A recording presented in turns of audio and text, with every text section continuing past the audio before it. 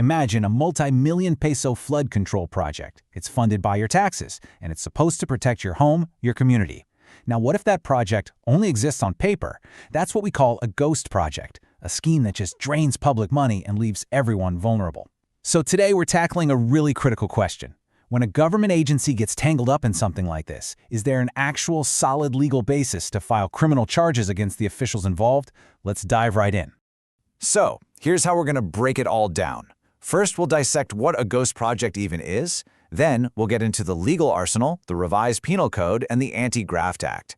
After that, we'll see how these charges actually stick, why this whole thing is such a betrayal of public trust, and finally, we'll get to the verdict on that big question we started with. All right, first up, let's put on our investigator hats for a minute. You see, to really understand the law, you've got to understand the crime. What does a ghost project actually look like? And how does money meant for public safety just vanish into thin air? So, before we start throwing around legal terms and statutes, let's just get on the same page. What are we really talking about when we say ghost project? What's the actual definition of this specific kind of corruption? Well, it's pretty much exactly what it sounds like. It's a phantom. It's a project that we, the public, pay for, but it only exists in a tangle of falsified reports and fake documents. The money gets released, the papers all get signed, but out in the real world, there's nothing. Not a single brick is laid, not one shovel of dirt is moved. And let's be really clear here, this isn't some abstract theory. This is a documented, real-world method for stealing public money. And to really get how it works, let's look at one of the most infamous cases in recent memory. The PDAF scam, or the pork barrel scam, is really the textbook example of this. If you look at the Supreme Court records, you can see how billions with a B, were funneled into projects that just didn't exist. The whole scheme used this network of dummy NGOs, many with completely fake documents, to just siphon off public funds. This is the anatomy of a ghost project, live and in action. Okay, so we've seen the crime scene. Now let's open up the legal toolkit. And the first weapon that prosecutors almost always reach for is the Revised Penal Code. This lays out the fundamental crimes that are at play here. You see, every single ghost project is built on a foundation of lies, specifically lies on paper, and that's where the crime of falsification comes in. This one targets any public officer who abuses their position to create fake documents, things like phony progress reports for that flood control project or bogus project proposals, basically anything to make a phantom project seem totally real. And this isn't some vague idea. The law is incredibly specific.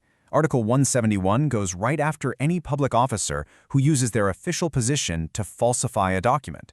It's this single act that really creates the fraudulent foundation for the entire scheme. So, the paperwork is all faked. What's the next step? Well, it's the money, of course. The crime of malversation directly targets the theft of public funds. If an officer who's responsible for that money, say the budget for our flood control system, takes it or even just carelessly allows someone else to take it, that's malversation, plain and simple. And I want you to notice the language here in Article 217. It's incredibly broad. The law covers not just actively taking the money, but also misappropriating it or just permitting someone else to steal it. This really wide net is what makes it such a powerful tool for prosecutors who are going after corruption. And finally, there's estafa, which is basically swindling.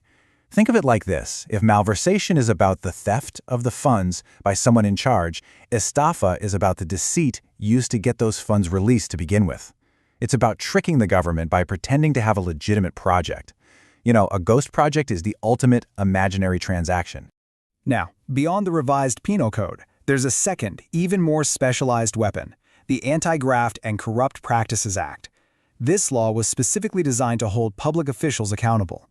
One of the absolute key weapons in this act is the offense of causing undue injury. Now, this is kind of a catch-all charge. It basically says that if a public officer acting in bad faith causes any kind of harm to any party, and that includes the government itself, they're liable. A ghost flood control project that drains millions from the Treasury for nothing in return? Yeah, that's a textbook case of causing massive injury to the government. And here's the really crucial part of this law. It covers both sides of the coin.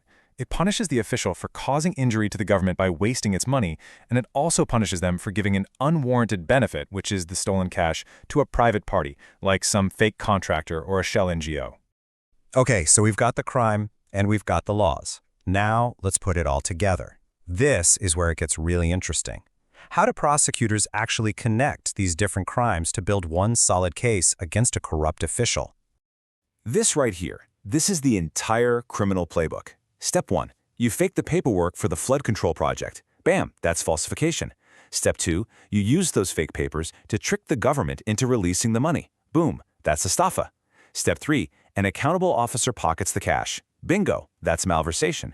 And the entire scheme, from start to finish, also makes up that bigger crime of causing undue injury under the Anti-Graft Act. It's a multi-layered crime with a specific charge for every single step of the way. But you know, this whole thing is about more than just criminal statutes. Why did these laws even exist in the first place? Well, to answer that, we have to look beyond the penal code and go to the highest law of the land, the Constitution itself. And there it is, the absolute bedrock of public service in the Philippines. Public office is a public trust. This single sentence is why ghost projects are so much more than just theft. They are a deep, profound betrayal of the people. All of those laws we just talked about, they're simply the tools we use to enforce this sacred trust. So, we've seen the crime, we've gone through the laws, and we understand the constitutional principle behind it all. I think it's time to deliver the verdict on the question we asked at the very beginning of all this. Let's just put it as plainly as possible. When we hear about these ghost projects, like a non-existent flood control system that might involve public works officials, is there a real, solid, legal basis to actually file criminal charges? The answer is an unequivocal yes. The legal framework isn't vague, it's not weak, it is absolutely clear, it's powerful, and it's multifaceted. Let's just quickly recap that legal arsenal. Prosecutors have falsification for the fake papers, they have estafa for the con, they have malversation for the theft. The whole scheme is covered by causing undue injury, and all of it is anchored in that ultimate violation of public trust. So the legal basis isn't just there, it's overwhelming. So we kinda end where we began, but with a totally different question.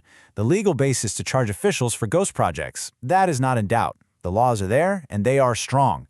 The real question isn't about the law, it's about enforcement. The tools are in the shed. The final question for all of us is this: who makes sure they actually get used?